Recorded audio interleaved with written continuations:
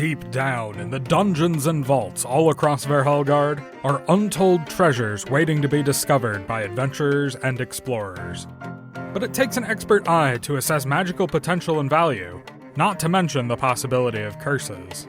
Diviner Valdez specializes in revealing the secrets of anything you've unearthed, looted, found, stolen, or inherited on Artifacts Roadshow. I found this amulet and this axe in a bandit's stash. They tried to rob the wrong halfling. Now that's really interesting. The bandits must not have known what this amulet was, because it could come in handy for that sort of work. See how it has clear crystal stone set in a light silver rim? Look how the light seems to almost pass through without distortion. These are the hallmarks of classic amulets of invisibility. For half an hour a day, this amulet will make you totally invisible. Invisible? I already have a hard time getting folks to look down at me. Why would I want to be invisible? How much is it worth so I can sell it? I'd say you could probably get around 1,000 gold for that. Great! An axe? Yes, this axe is clearly quite old, based on the design of the patina on the head and the haft.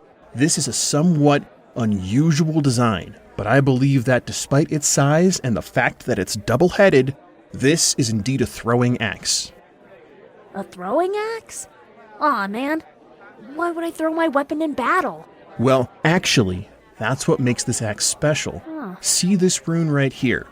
That's the personal mark of Tolak, who was a pretty famous dwarven adventurer about 500 years ago.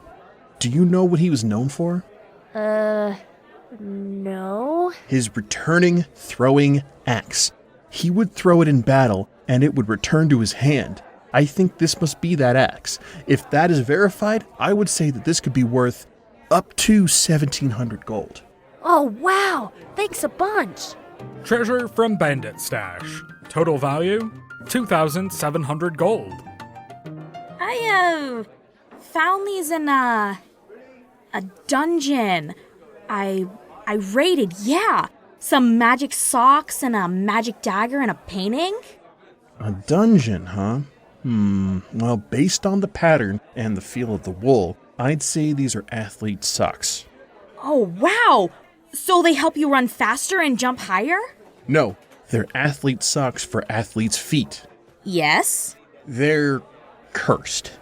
These athlete socks for athletes' feet will give you an itching, burning sensation in your feet until you have the curse removed by a cleric. For 5 gold, I'll put it with the other cursed stuff to go into the volcano. Aw, man. But what about the dagger? Ah, yes, the dagger. It's a dagger of healing. Nice! Cursed. What? The dagger of healing heals people who get stabbed by it at the expense of the wielder's health. 5 gold to go into the volcano. Crud. At least I still have this painting. Well, yes, the painting. It's actually a lovely forest scene done in the style of the painter Rossomnau. But I don't think this painting was done by him. Why not?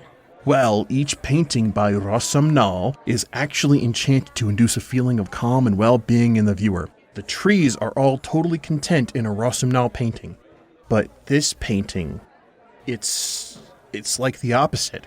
The longer you look, the more unsettling it gets. I think the trees would eventually escape this painting to torment the person who was foolish enough to hang it in their house. Whoa. Those are some unhappy little trees. Well, yes, you'd almost be doing someone a favor by stealing this from them. What?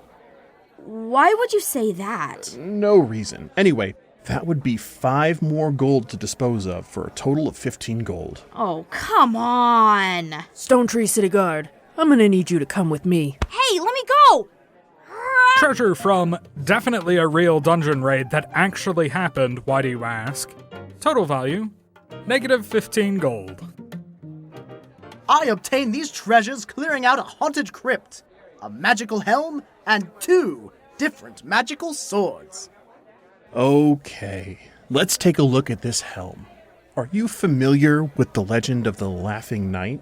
Haha, no, but I like the sound of it. Well, basically, he was a knight who always rode into battle with a smile and a laugh. And this was his helm, which we can tell by the huge toothy grin pattern on the visor here. Amazing! What a find! Even though it does grant the wearer greater strength, I wouldn't wear this helm if I was you. The longer he wore it, the more the laughing knight laughed, even if nothing funny was happening. This is the cursed helm of inappropriate laughter. Haha! That sounds terrible!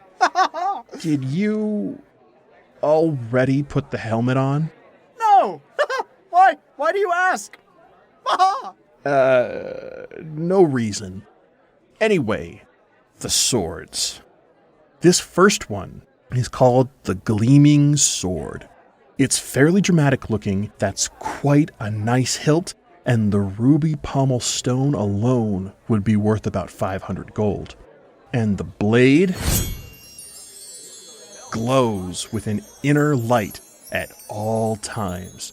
But the overall enchantment is actually fairly weak. Just a small bonus to sharpness and balance. Why, I would say the Sword of Gleaming is worth about 1,000 gold. And about half of that is the impressive pommel stone here. Ooh, I like it! But this other sword, while not as impressive looking, the enchantments on it are really something special. It's perfectly balanced, perpetually keen, it almost swings itself. Usually, if someone's going to put enchantments on a sword, they make the sword look the part, jewels, gilt, inlays, that sort of thing. But this is almost completely anonymous for such a strong enchantment. I imagine, as an adventurer, you'll want to keep this sword, but at auction, I'd value it at around 5,000 gold. It does seem nice, but I think I'll actually hold on to the Gleaming Sword instead. Look at how impressive it makes me! Much better visuals for the woodcuttings and the bard songs, haha! Suit yourself. Treasure from Haunted Crypt. Total value, 5,995 gold. That's it for this month's Artifacts Roadshow, but if you've got treasure you need identified, either bring it to Diviner Valdez's shop in Stone Tree, or attend the next recording of the Artifacts Roadshow in Kellic. We'll see you there. You're listening to the Kingdom of Stone Tree Broadcasting.